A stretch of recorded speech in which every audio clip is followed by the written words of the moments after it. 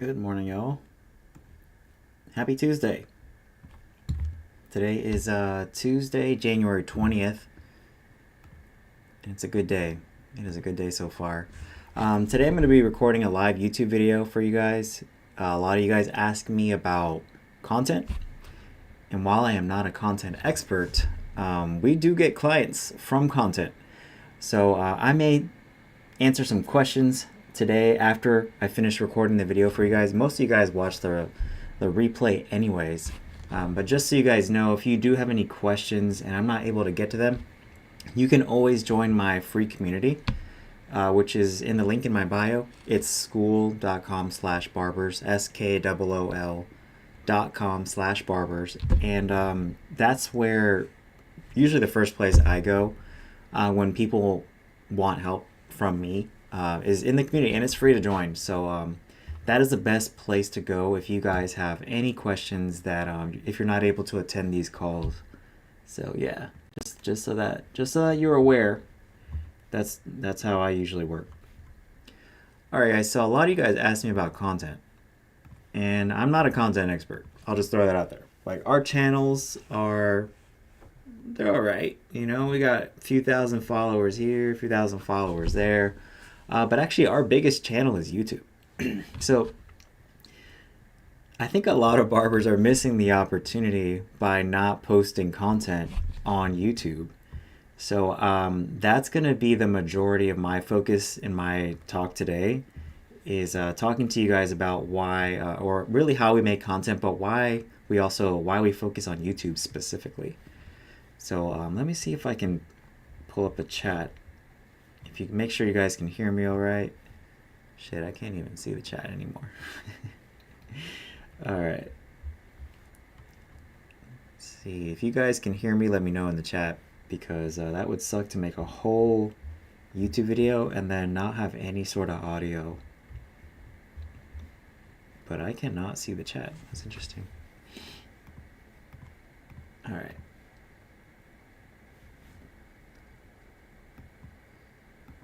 And if you guys have any questions about content, feel free to drop them in the chat, or join my community and ask a question inside there, because there are people in my community too that are really good at making content. When it comes to getting clients, though, I think content is a really slow way. I think it's more of a long-term game when it comes to making content. So I prefer the faster methods when it comes to getting clients. A lot of people would rather get clients today than get clients, a few years from now. And I think that there are people that, are the exception to this rule, and, they started making content and started getting clients right away. But I don't think the majority of us are in that position. So while I am going to focus today on how we make content for our shop, I don't think that you should rely only on content, right? So in my community, I have multiple courses. I actually don't have any courses on content in my community, because I don't consider myself a content expert. Although I think we have a bigger following than probably most of our competition in our city. I don't think that is the best way to get clients. I just think that it's why not? It's free.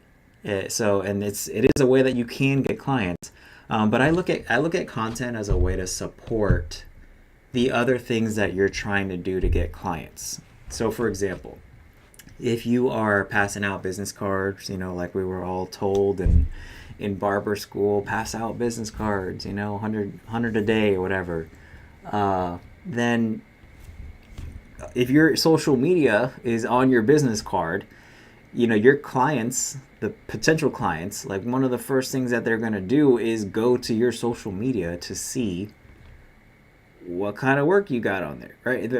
Even if they keep your business card, right? One of the strategies that I talk about in my community is DMing people, right? How to get clients for free, basically by DMing people, which I basically look at that as a digital version of passing out business cards, right? Except you can do it much faster, and you have the proof right there, right? If you're posting content, you have the proof, who is this person DMing me? They look at your profile, Oh, I guess they actually are a barber. So, and they get to see your work right there. Excuse me. All right. So, since that's the focus of our talk today, I'm just gonna get right into it. Okay.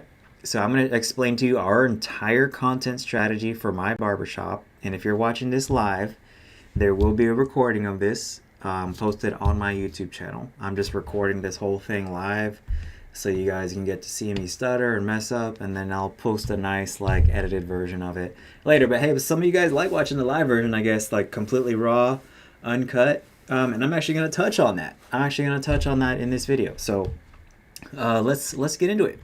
All right. So a lot of people ask me, Alex, how do you make content for your barbershop? And I'm going to answer that question in this video because I think content is extremely important.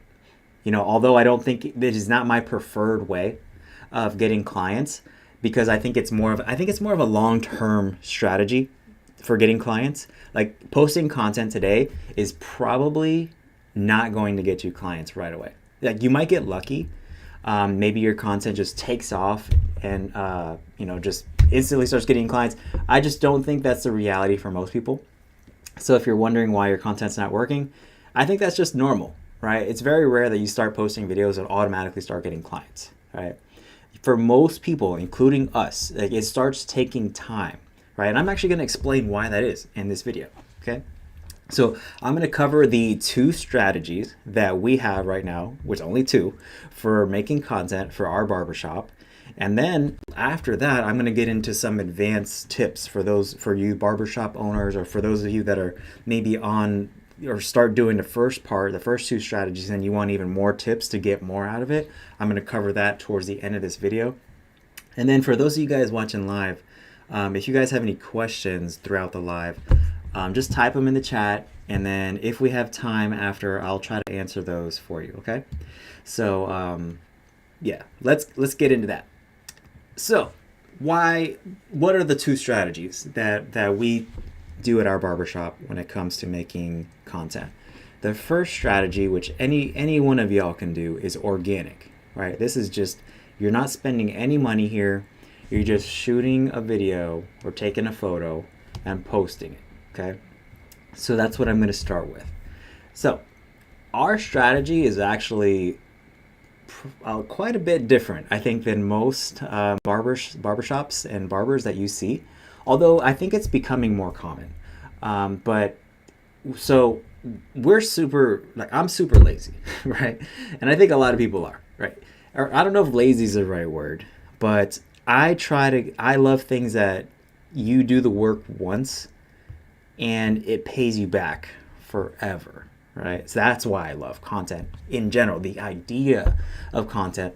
But I hate, for example, that you post something on TikTok, you post something on Instagram, and after a few weeks, maybe a few months, if you're lucky, nobody ever sees that video again. So that sucks, right? Because we put a lot of time and effort and sometimes money into making these videos just for it to like never get seen again.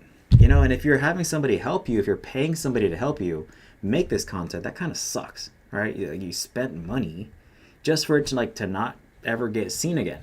And I do think this is the equivalent of maybe like passing out flyers and stuff. Like it might bring you clients, but after those flyers get thrown away, it's like the only way for it to get work again is to get more flyers, spend more money, right? So the thought that I had, this actually started in 2020.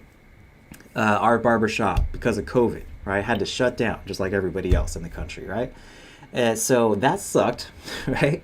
So I was looking for other ways that we could make money. And in doing my research, I saw that YouTube was a way that a lot of people are making money, right? Obviously, like YouTube is not a new thing. Even in 2020, it wasn't new. But I was like, oh, wow. It's like we can actually make videos for the barbershop and eventually get paid for that, which I'll get into later. But I fell in love with the idea of making YouTube videos back in 2020, basically when we had nothing better to do. So we just started filming videos And some of the videos took off. And that's why I was like, oh, okay, I think there's something here, right? Because the cool thing about YouTube is that some of those early videos that we make, if you go to my Barbershop's channel, it's just House of Shaves Barbershop, some of those videos are still getting views. You know, and we're in 2026. Those videos are 6 years old. Can you think of any content that you posted 6 years ago that's still getting likes and views on like Instagram? Probably not, unless you have like some stalker, right?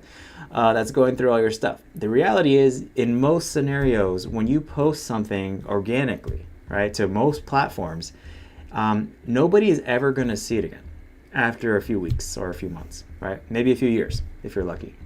Where with YouTube, YouTube is Google. Google owns YouTube. So anytime somebody types something into Google, there's actually a chance that your video can show up. So that's why I like YouTube. But the most important reason why I think YouTube has a huge advantage over other social media platforms is because of the time, right? So think about, so there's been studies done on this, multiple studies. You guys can Google it, put it into your favorite AI software. Just ask, how much time does a client need to, how much content do they need to consume from you before they are likely to give you a try? When I asked that question, it said a minimum of half an hour up to 7 hours before somebody's like, you know what, I'm going to give that barber a try. So think about it this way. If somebody needs to consume, let's say on the low end, a half hour of content from you just to meet the minimum to give you a try, how many videos, how many social media clips would that take to hit that?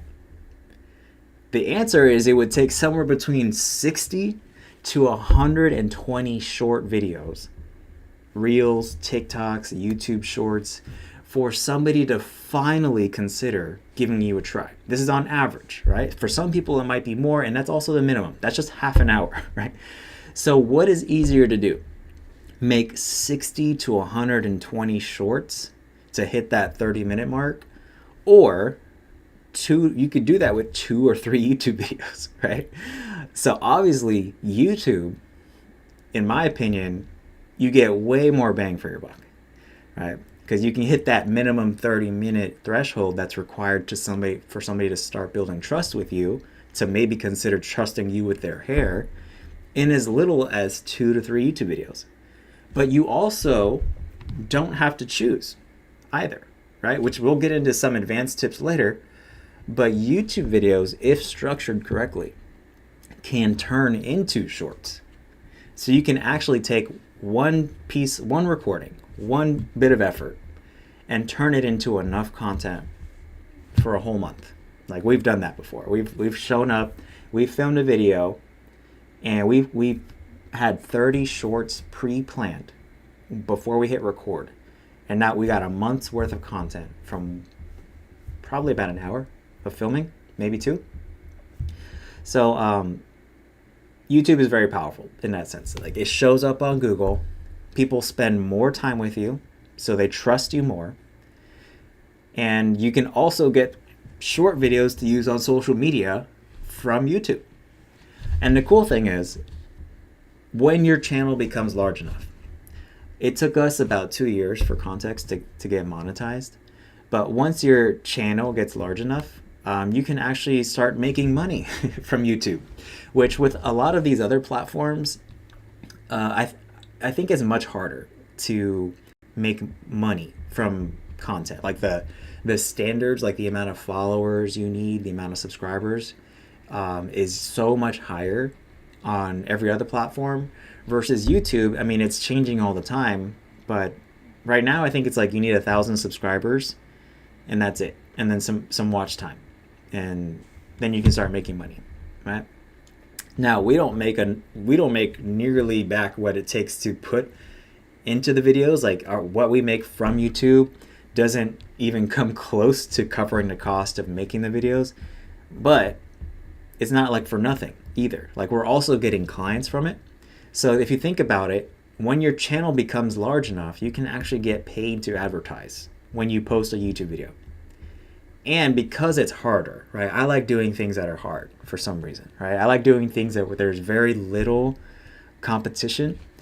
Chances are most of your competition, most of the barbershops in your area are not making YouTube videos because it's harder, right? It's a lot harder than taking a photo or making just a quick video for social media. And you can do both when you start with a YouTube video first. So that's basically our strategy, is that we always start with a YouTube video. That is we optimize everything we do for our YouTube channel. And I should put the caveat out there that this is for people that don't have a lot of resources, which I think is most of you watching this video. Most of you guys don't have the whole marketing team. You don't have like videographers, editor. You're probably trying to do this yourself, right? So this is going to be relevant, I think, for most of you guys, because the way we do our content now is the way I think most people probably should start out with. Like as your business gets bigger, as you get more people to help you with this, then you can start using some of the advanced tools that we'll talk about later.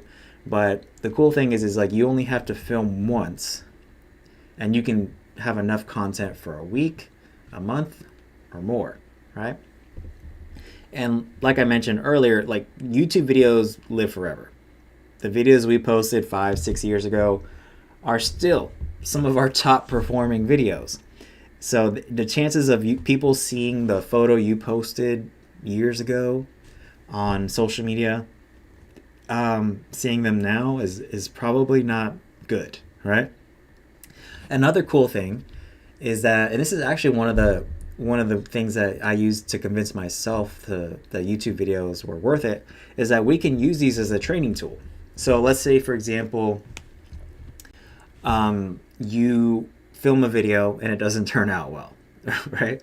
Either you did the haircut, or you're filming somebody else, or maybe the haircut turned out good, but the video was blurry or out of focus, or the lighting sucked, whatever, right? You can still use that video. Like it wasn't a waste of time, right? As long as you're getting better, really, it's never a waste of time. Maybe you can't use it as a public video to share and try to get clients, but you can use it as a training tool. Like we've recorded videos of some of our barbers, our past barbers, nobody that works for us now, that the haircut just didn't turn out that good, right? I've done videos where I wasn't happy with the way the haircut looked at the end, so I didn't post it. But instead of just deleting the video, you can use it as a training tool, right? You can sit down with the barber or watch it yourself and be like, where did I mess up here? It's like watching the game tape. And this is one of the things that I cover. I have a whole course in my community about how to cut hair faster. That's just one of the tips that I give. But watching the game tape footage is one of the best ways that you can get really better as a barber in general. But also, if you're looking to shorten your haircut times, record yourself, right? And then watch it back. And then if the haircut turned out well, post it. Post it on YouTube. The other cool way that you can use YouTube is like not every video has to be public. Like some of our training is on our YouTube channel because I just see it as like a free way to store videos. So some of our training videos are on our YouTube channel as just a private video that nobody can see except unless they have the link, which usually only the people that work at our shop have access to those videos, right? So that's why I like YouTube. That's why we always start with YouTube, because from YouTube, all of the other content that we post is born, okay? Because when we film a video, we get the whole video, the whole horizontal video, right? And then we chop it up, turn it into clips, and then we also get pictures from it, right? Because we have to have pictures for the thumbnail, or you could do a screen grab, but pictures usually are better. But you have to, or at least I would recommend making a thumbnail if you're going to post a YouTube video. So you can use but the pictures that you take for the thumbnail can also be used for if you just want to post a picture. So from one piece, one bit of work, you can get a YouTube video, shorts to post on all your social media channels, and photos, which you can use photos for more than just social media, by the way. I think a lot of barbers don't realize that instead of just posting photos on social media, you can also post them on Google. You can post them on Yelp. You can post them on Pinterest. You can put them on your website. There's a lot. There's a lot you can do with photos. Because if you're not posting to Google regularly, think of Google as like the last stop that people will see before they end up booking at your shop. Right? So just like people want to see usually that you're active on your social media channel, people will also want to see that you're active on Google. So we also post like on our Google pages. We also regularly add photos to our Yelp pages, right? And every other platform that people can find us on. So I don't think that you should just be thinking about how do I make content for social media is the point. Think about how you can get this content and share it everywhere. Omnipresence is my strategy. I want to be everywhere. So when we make a video, when we make a YouTube video, we share it to every single platform. Just for example, here's some of the ones that we post to. So we make a single video, which we share that to YouTube, right? And you can even share 10-minute long or I think even hour-long videos now on TikTok. You can also post videos on Facebook, right? You can put them wherever you want. But for us, YouTube is the focus, right? It starts with that. When we take clips from the content, from the YouTube videos, those clips go to YouTube Shorts. Don't forget about YouTube Shorts. Arguably, I think TikTok and YouTube Shorts are probably the biggest opportunity to grow your audience right now. I don't think a lot of barbers even think about YouTube Shorts, but think of YouTube Shorts is also like Google, right? When you type something into Google now, chances are you're probably going to start seeing shorts as well as YouTube video in the search results. So you can take the same videos too. You don't have to edit a different video for every channel. Like we take the same damn video, the same one, completely, nothing is different. And it goes to YouTube Shorts, it goes to Facebook Reels, it goes to Instagram Reels, and it goes to TikTok. I think we also post on X, Pinterest. For photos, we post them on Google. So you can share these videos almost anywhere that allows you to share videos, right? So I think it's a mistake to make content and only share it on one channel, because we've had examples. You can go to our channel and see that I'm not lying about this. We've had the same video that we posted on TikTok got 4 million plus views, right? The same exact video that we posted on Instagram got like a few thousand. So I don't know why, but some videos do so much better on certain platforms than they do on others. So that is my biggest argument, that you're missing a huge opportunity if you're not sharing the videos that you make to every single platform, right? It doesn't cost really any time. And some of you guys asked me what software I use to post these videos. I use Social Pilot, right? So we take one video, I put it into Social Pilot, and then I check the boxes for the platforms that I want it to share to, and then it does it automatically. It schedules it. So, we've been posting consistently on all of our channels for, I don't know, ever since we started doing this, years, right? But it takes some planning, right? It takes some effort, and you want to stay ahead of it so that you never run out of content. And right now we just shoot for posting one video a day to every platform. If you think about the volume of content, I mean, that's like several hundreds of videos per month if you count every single platform. And another cool thing about being omnipresent, right? Another big argument for sharing the videos that you make for every platform. You guys remember last year, or I think it was 2 years ago, where TikTok got banned? Right? So when TikTok got banned, we were like, so what? Because some of you guys like have only one channel, only one way of getting clients. And for us, I mean, TikTok is just like another way, but we're not dependent on TikTok. So when you post your content to every single channel, you're not dependent now on just one way of getting clients. If that platform gets deplatformed like TikTok did, or if it maybe crashes or whatever, like you have all these other ways that you can get clients. So take your videos and share them everywhere, right? And then the cool thing about with YouTube in particular, YouTube Shorts specifically, is that when you post a short, you can actually link the video, the related video that short came from. So if somebody comes across your short, they're just scrolling through YouTube on the Shorts feed, and they see a video that they like and they want to watch the full thing, they can click on the link and it takes them to the full video. And then you get ad revenue from it, and then maybe a potential client, like if that client lives in your area. So we actually do get clients from YouTube. It's not a lot, but it's more than zero, right? And it just doesn't take any more work to post on YouTube versus all the other platforms in terms of the shorts, right? But we always start with the YouTube video. So that's basically our entire organic strategy. From one YouTube video, the YouTube video is the focus, right? From there, we create clips from that video. And then we also get photos and screen grabs from the video to share as photos on our social media.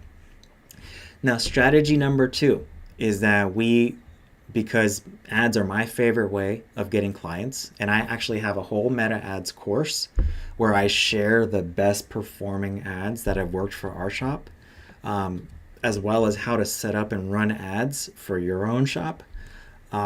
Ads are my favorite way of getting clients because it's fast, right? With YouTube or with every social media platform, you have to just kind of hope until you figure it out. Really, in the beginning, you're just guessing. You just hope that a potential client sees this ad or sees this piece of content. But with ads, you can guarantee that they're going to see it, right? So you can either hope and pray that somebody comes across your social media profile and books an appointment with you, or you can run an ad, spend some money, and basically guarantee the reach, right? Because really the way social media works, from what I understand, is that the video has to perform well in order for more people to see it. But if it doesn't perform well, nobody's going to see it, right? With ads, they don't care how good your video is. As long as you're paying that platform to show the content, it's going to show the content, and it's going to keep charging you until you decide to turn the ad off, right? So this is our second strategy, which is a little bit newer, but it's been extremely effective, which we also now create videos specifically for ads, right? So these are completely separate. These aren't repurposed from a YouTube video, although we have ran clips from YouTube videos as ads and have done well. Now we specifically make videos for ads. So we pay a professional videographer to come in, film videos for us, he makes them look beautiful. It's 4K, it's got the music, whatever. These videos are not meant to get reach in terms of I don't give a shit about views and watch time and likes and followers when it comes to making ads, because these videos, I know they're going to get reach because I'm going to put money behind it, right? So we have usually about once a month, we have a videographer come in and we make videos specifically for ads. Usually it's about 4 to 5 videos that he makes when he comes in, films the ads. And for us, that's enough for a month, right? And sometimes longer, because if the ad's crushing it, then I don't want to mess with that. We just keep the ad going, and then eventually it starts to dip in performance, and then we replace it with a new video, right? You'd be surprised too. One of the comments I get all the time is man, you guys are so good with social media, from new clients that are coming in the shop. And I'm like, that was probably an ad that they saw, right? Because you can guarantee, because the way our ads are set up is if you're a guy in Jacksonville and they're within a certain radius of our shop, at some point they're going to see our ad, right? And chances are they wouldn't normally organically come across our profile unless they were specifically looking for a barbershop. So we basically interrupt their feed with an ad, and they're like, oh, this place is cool, I'm gonna go check them out.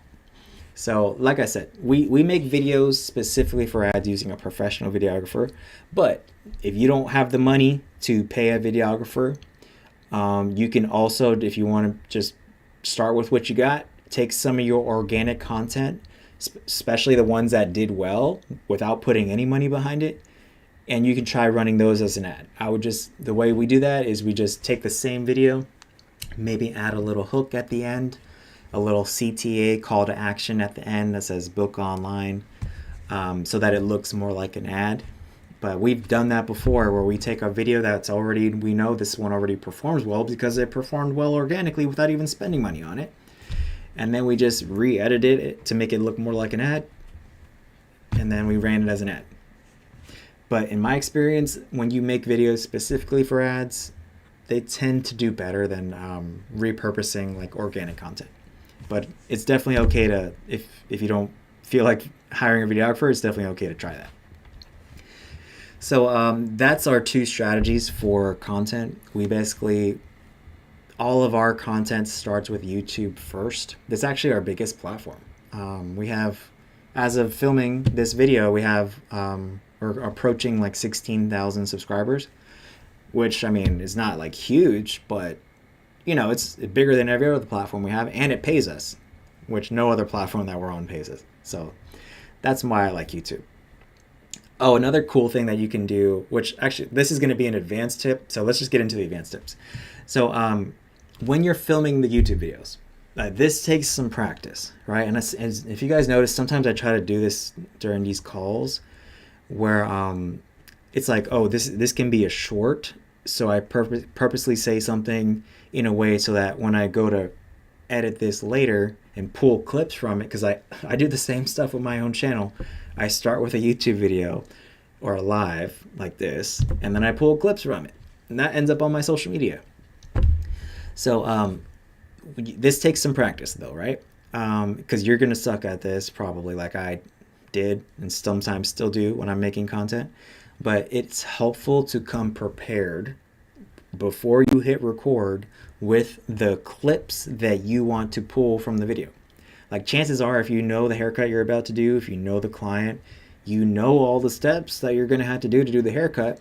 So just when you get to that point, just make sure you do it in a way to where that's a usable clip for later on in the video, okay? Like I mentioned earlier, we filmed a video one time. We had 30 shorts pre-planned before we hit record. So with one video, we got a month's worth of content. Some of those videos that we pulled from that YouTube video ended up getting several million views. So that's another strong argument to be prepared prior to filming. You might just get lucky and just be totally unprepared and your videos just do well. But in my experience, if you want the videos to do well, you have to plan for them to do well. So research the topics that people are searching for, because all of our videos are targeted towards search. That's why our videos get views even years later, because we want to target concepts, ideas, search terms that people are going to be looking for years from now. So come prepared with some of the shorts you want to pull from the video, and then with practice, this will get easier. By the way, podcasts have been doing this for years, right? So the podcast clips you guys see on social media, you can do the same thing with barber videos. Start with a long form video for those people that like to watch that.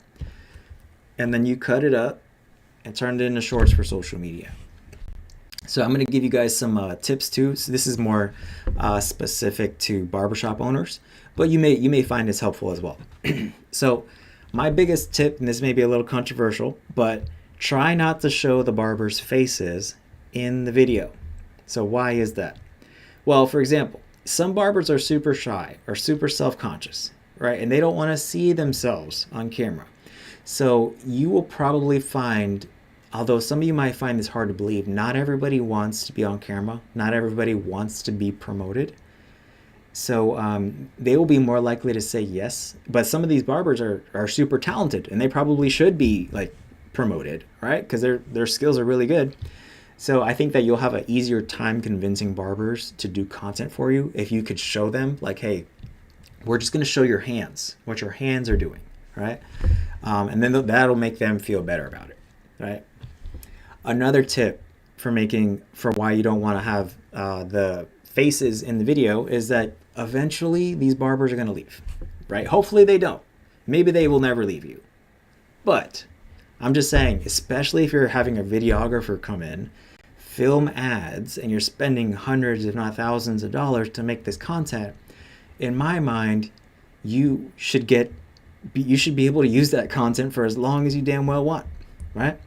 But the problem is, if you have the barbers' faces in the video, that you can't use it after they leave, right? Or at least it will be much harder. It'll be kind of awkward. Like, why are they using a barber that got fired, right? Or quit? So this is just another strong argument, I think, as to why you want to try to avoid showing the barbers' faces in the video.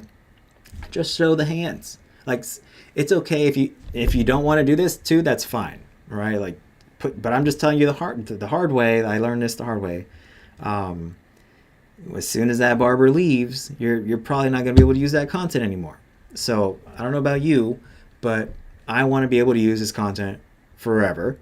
So if you film it in a way where their face doesn't show up that much, then you can use the videos forever, right? So most of the ads we run, I show examples in my Skool community, in the ads course that I have, that most of the ads that we run don't have a barber's face in it.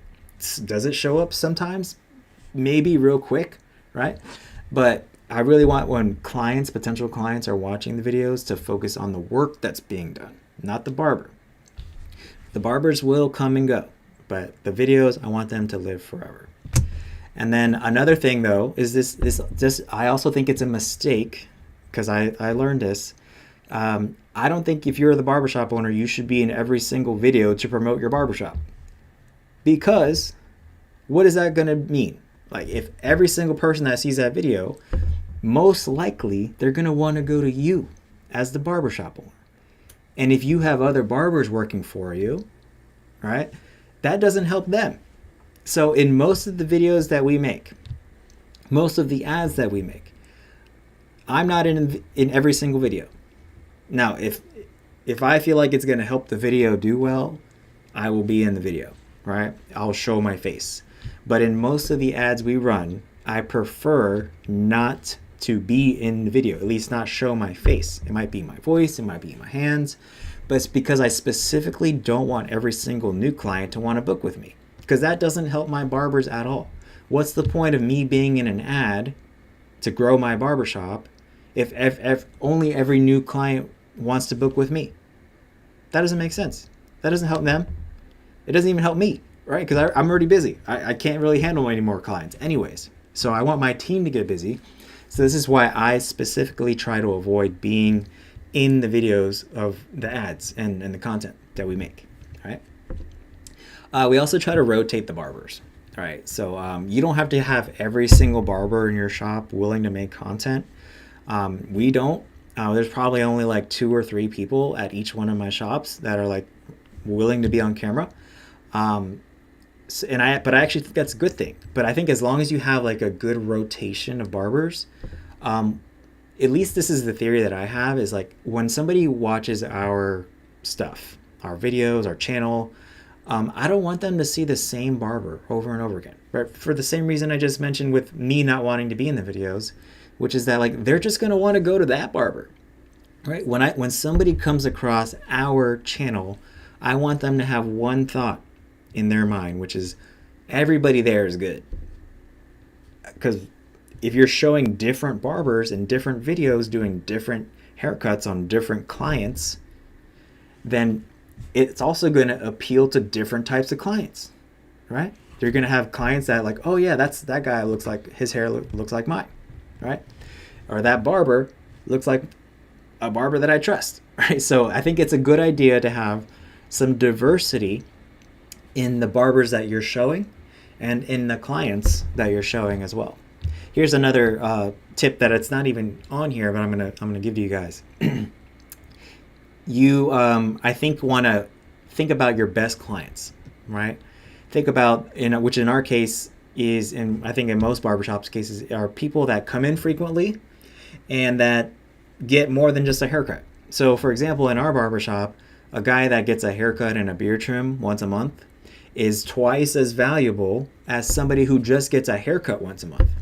So in most of the content that we make, especially ads, we are specifically trying to put a guy on camera that gets a haircut and a beard trim because we want more clients like that. So you have to think about that when you're creating your content, is whatever you put out, you're going to get more of. So if you don't like doing skin fades, for example, then don't just post only skin fades, because guess what you're going to get more of? You're going to get more skin fades.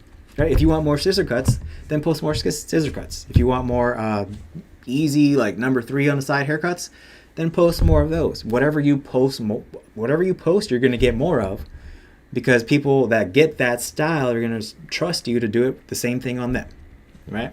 So think about that and be purposeful when you're choosing the clients, the models, the ones that are getting the haircuts in your videos, is that you want to put stuff out there that's going to attract more people like them. Don't post haircuts that you don't like to do or that you're not good at, right? Because you're going to get more of them. Doesn't really make sense, right? Another cool way that we have figured out how to use, this is another advanced tip, our YouTube videos, is that we actually have it embedded in our service descriptions. So I've never seen anybody do this before, but in our software, we have the ability to like embed a YouTube video as a link. So when somebody is, and I'll put this on the screen in the edited version of this, but if you go to our website and you go to book an appointment, we actually have links to YouTube videos in some of the services that we do. We don't have a video for every service we do yet, but in probably most of the services that are on our menu, there is a YouTube video that goes along with it. Because I was like, oh, we have all these videos. What if we could show clients like what comes with the service, rather than just like describing it with some words? Like, we'll have the words and we'll show them a video, right? I don't know anybody else is doing that. But that's one of the things, another way that you can use these YouTube videos and even like social media clips, right? And then here's another advanced tip. This is something that we may start experimenting with. This is something that I'm literally doing right now, is getting 4 types of content from one piece of work. So how do we do that? So first we start with a live video, like what I'm doing right now, right? A live, completely unedited video. From there, it turns into a short, edited, compact, valuable YouTube video. So I'm going to take what I'm doing right now, I'm going to edit all this, and I'm going to make it into a nice, edited with visuals and everything on the screen YouTube video. And then from the YouTube video, I'll pull clips from it, all right? And those will turn into social media clips. And then, well, this is not the case here, but if I were filming a haircut, I would want to make sure I took before and after photos.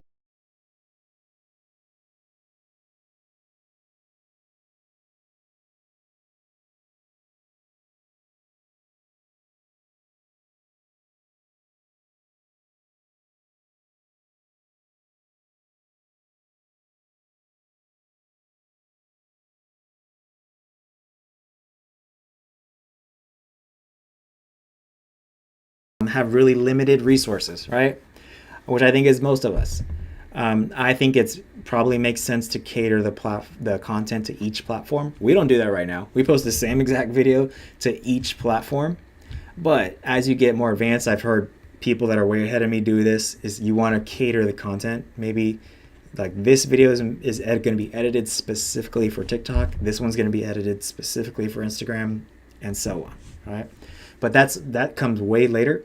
We might never end up doing that, but I think that comes with resources. Like you obviously going to spend a lot more time editing. So if you have the time and money, do it. If not, I think it's perfectly fine to use the same video for each platform. So that's basically the entire content strategy for my barbershop. We always start with a YouTube video. We take clips from that, and then we make ads. We also post the ads as organic content, but that's mainly just because why not? You can also take the videos that you make specifically for ads and post it as organic content. Why not? They're beautiful videos. So why would I just only run those for ads and then nobody ever sees it again after after I turn the ad off. So we post the same organic video, same ads as organic content as well to our channel. And then the advanced tips that I shared, implement those when the time comes.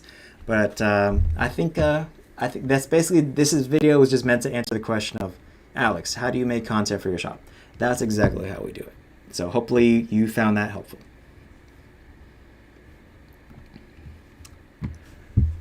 All right, so I'm gonna be hopping off here soon. If you guys have any questions, type them in the chat.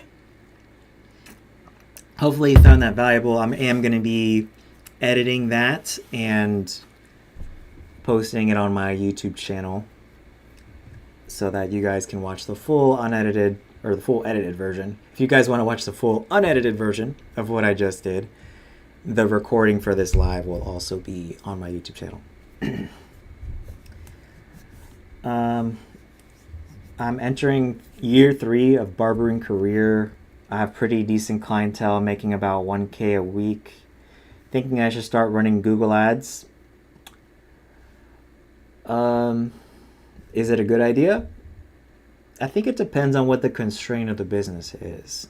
So if you are busy and you just want to make more money, then I think that you probably don't need more clients. You probably just need to raise your prices. If you're not busy, then that is a marketing problem. And in that case, then you probably need more clients, right?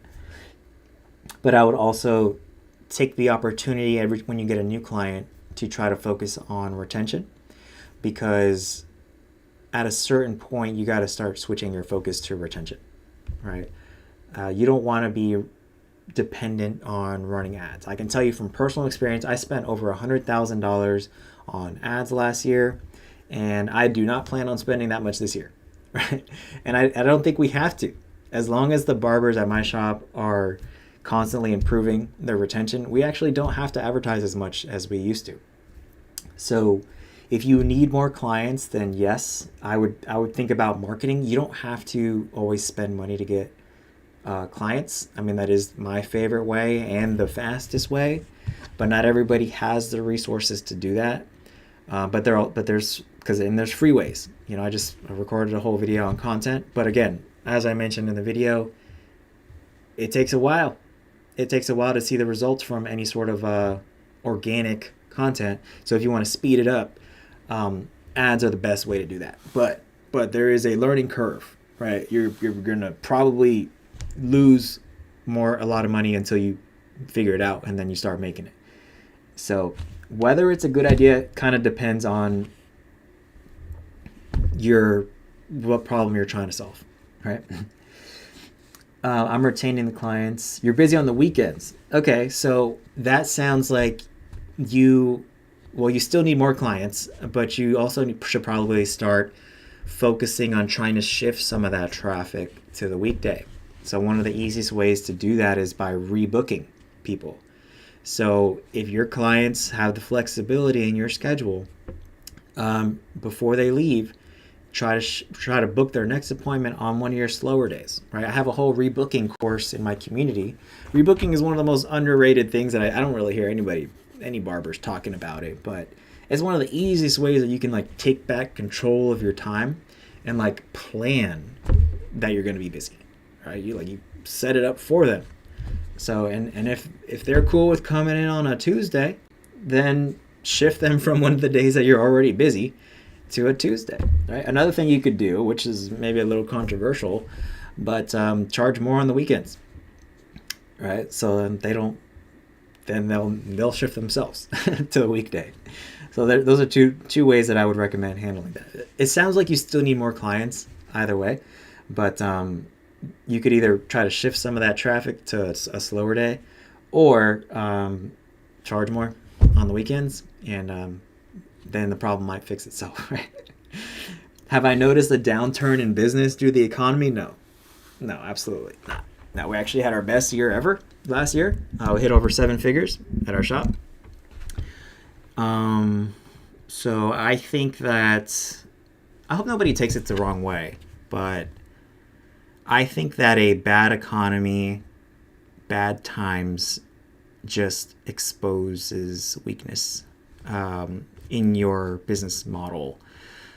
So, which should be like comforting to some people, because it means that you can actually, in most cases, you can prevent slow times. Right? That's exactly what we did. So, I know basically now that all the what the slow times are, since we've been tracking our data for like, 5-6 years now.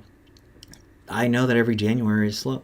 So last month I started working on things that are gonna basically ensure that we weren't slow this month. And guess what? It's working. We're not slow. We're actually quite busy, and I'm looking to hire barbers right now. So if you know that slow times are coming, if you know that bad times are coming in the economy, my argument would be try to get ahead of that. That's what we did, at least. So I think that, I don't know, we've been relatively unaffected by any sort of outside circumstances ever since I adopted that mindset. Right? Instead of being reactive, like we know that it's coming, so let's plan. Let's plan on making it happen. Like, let's plan on. We're still going to be, we're affected too, but it's just not nearly like, it's definitely not like a downturn, I would say. Maybe people are spacing out their haircuts, but that leaves more room for new clients, right? So I think that typically when you see inconsistency in business, it's usually because there's inconsistency in the actions that help grow the business. Because most barbers only think about hiring, but also only think about marketing when it's slow. But if you never stop marketing, there will be a lot less slow times. So never turn the marketing off, right? You could just dial it down when you're busy, but never turn it off.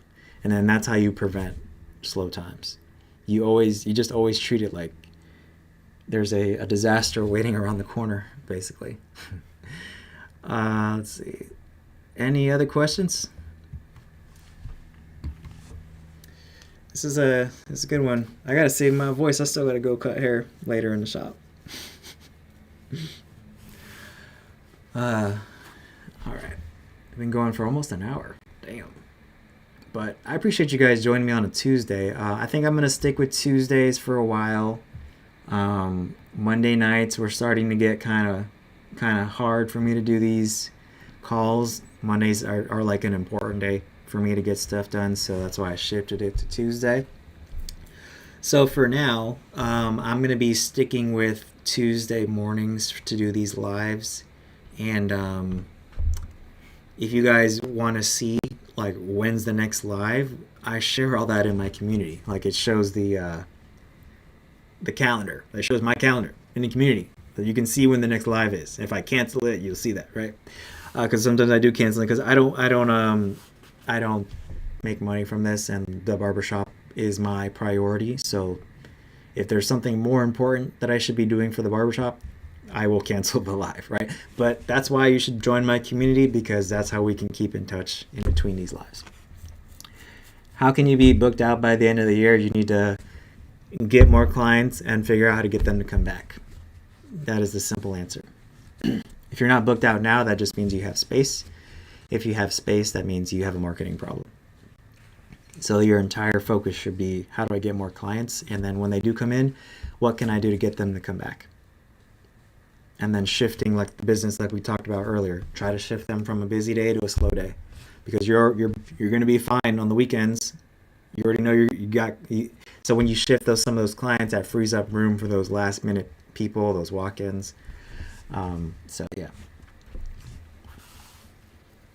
The game to how to get booked is really simple. You just get new clients to come back. And this is why rebooking is powerful too, because you don't need as many new clients if you keep the same clients coming back, and then you rebook them before they leave so that they come back more frequently. Because if every single one of your clients is getting their haircut every 4 weeks instead of every 6 weeks, then you don't need as many clients to stay booked, because they're coming back more frequently. Frequency of visit is what it's called. So rebooking helps increase their frequency of visit, because what most guys do is that they forget about their hair, like me, right? And they put off getting their hair cut until it's like way overdue. That affects your business, right? So what can we do to prevent that? You try to get them to set up their next appointment before they leave. I have a whole course on this in my community, but that's basically the if you really nail that, right? If you try to if you get every single one of your clients to rebook, you're probably going to have less slow days, less inconsistency in your schedule. You can plan when they come back versus hoping they come back. You can shift them from busy days to slow days. And it's actually probably going to help you get more clients, because the new clients that are looking to book with you will see how busy you are, and it's going to make them want to book with you even more. So hopefully you found that helpful. Thank you guys for joining me today. I plan on doing a live next week, probably around the same time, but we'll see. We'll see what happens. All right. But join my community if you want to know if I end up doing that live or not, or if you have any questions in the meantime. I'm going to